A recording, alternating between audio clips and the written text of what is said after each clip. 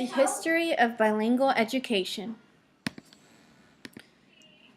In 1954, Brown versus Board of Education was ruled, and it overruled Plessy versus Ferguson, which was established in 1896. Plessy versus Ferguson stated that separate but equal between white and black people was constitutional. Brown versus the Board of Education established the principle of equal education opportunity, and it opened the door to many changes that affected ELL education. The Civil Rights Act of 1964 prohibited discrimination based on race, religion, sex, or native origin in federally funded programs. It opened the door to many other suits that affected bilingual education and ELL students. And many of the cases were decided based on this act. And so this act was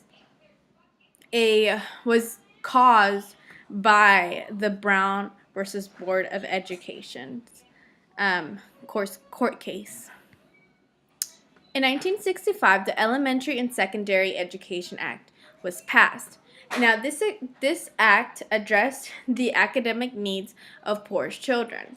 In many cases, ELL students were also considered poor children, were in poor circumstances. And so this law opened the door to addressing many of the needs of ELL students. So after this act, many of the laws and cases that came after this were based on the fact that ELL students, the academic needs of ELL students also had to be met. In 1964, the Bilingual Education Act, also known as Title II, was passed. And this act stood between Title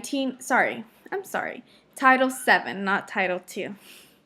Now, this act stood from 1968 till 2000, and it was actually replaced by the No Child Left Behind Act. Now, this act was passed to provide funding to school districts that established programs to meet the special education needs for ELL students. And it addressed the ELL population that was consistently falling behind Caucasian or Anglo classmates. The ELL population was actually, on average, had 4 years less of schooling than the Caucasian population. And it was not a mandate for bilingual education. This act was an incentive. So it provided fundings to the districts that provided programs that met the needs for the special education. That met the needs of the special education needs of ELL students.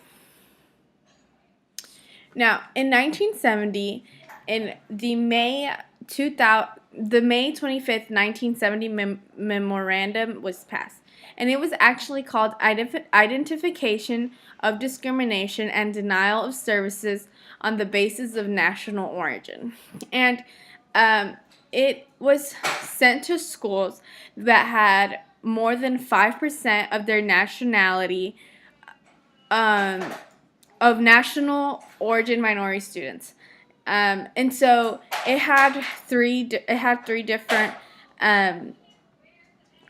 claims, which was that the schools were to make steps to open its programs to students that did not understand English.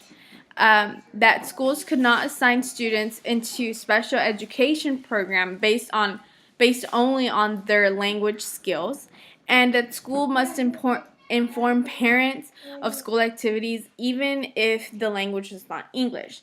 And so the first clause was important because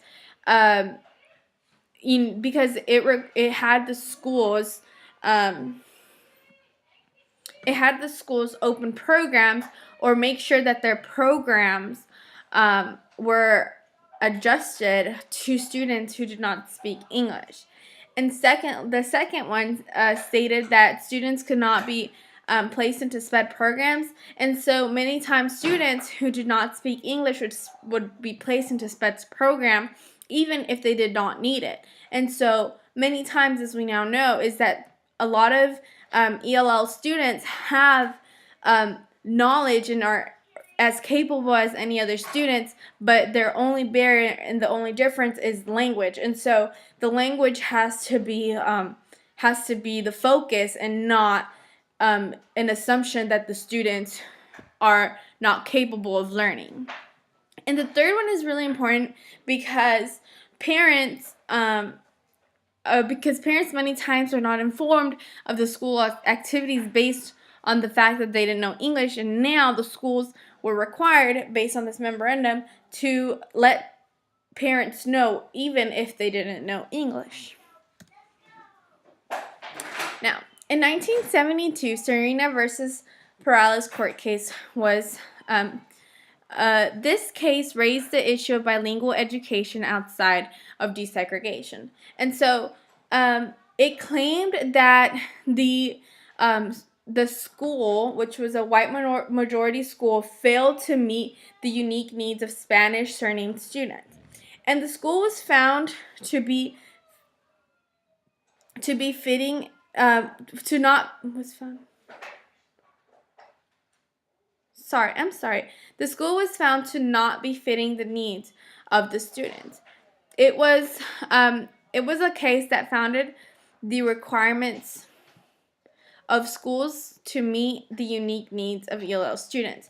And so when we looked at the Bilingual Education Act, it was just a incentive in a way, but the Serena versus Portales, it was a case that required the schools to meet the needs of ELL students. In 1974, Lau versus Nichols, this court case, the claim was that non-English Chinese students were denied the access to meaningful opportunities in the education system. And the U.S. Supreme Court ruled that San Francisco was violating the Civil Rights Act of 1964. The English is needed to be taught to ELL students so that they have equal access education opportunities.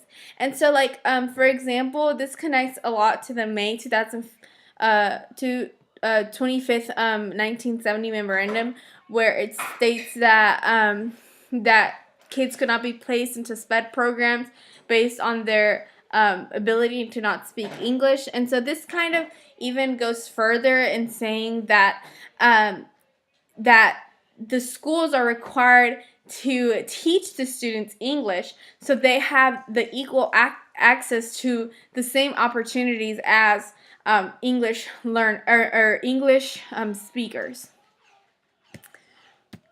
In 1980, Lao regulations were established, and they resulted from the Supreme Court's decisions in the Lau versus Nichols case. The guidelines for the Office of Civil Rights states that the schools were required to have a method of determining the student's home language. And so this could be done with a home language survey or with an English language proficiency test. In 1981, the Castaneda versus Pickard case was this case stated that this case filed against Raymondsville, Texas Independent School District, and it claimed that the district was discriminating against them because of their ethnicity. Argued that students were being segregated based on their ethnicity, and so this was it was also claiming that there was a that there was a discrimination against the students based on their ethnicity.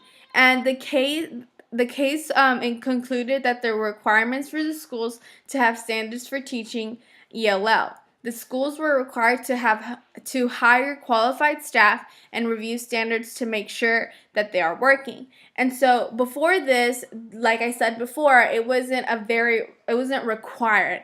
And so here it wasn't just that they were required to just teach English or have English programs, but now it was required to have a standard or a curriculum based to teach students, to teach ELL students.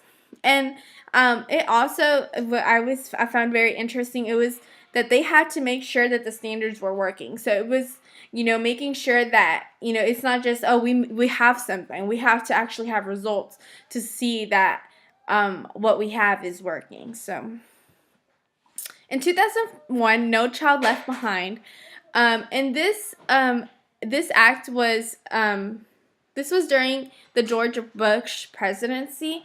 It had 4 pillars, which are stronger accountability, more freedoms for states and communities, proven education methods, and choices for parents. The No Child Left Behind Act requires states to have standardized tests and to report them. The schools that consistently underperform may get fined or even have their teachers or staff replaced. No Child Left Behind focuses on assimilation, and it gives schools a 3-year period to assimilate students to the general education classes. This brings stress into schools because students are required to take the same standardized tests. So, for example, an ELL student is required to take the same test as a general education student. And so, after No Child Left Behind, the focus was to get students into English classes so they could possibly pass these tests, because if the school does not do well in these tests, there's large loss to the school and the district. And then this is the site page. Thank you.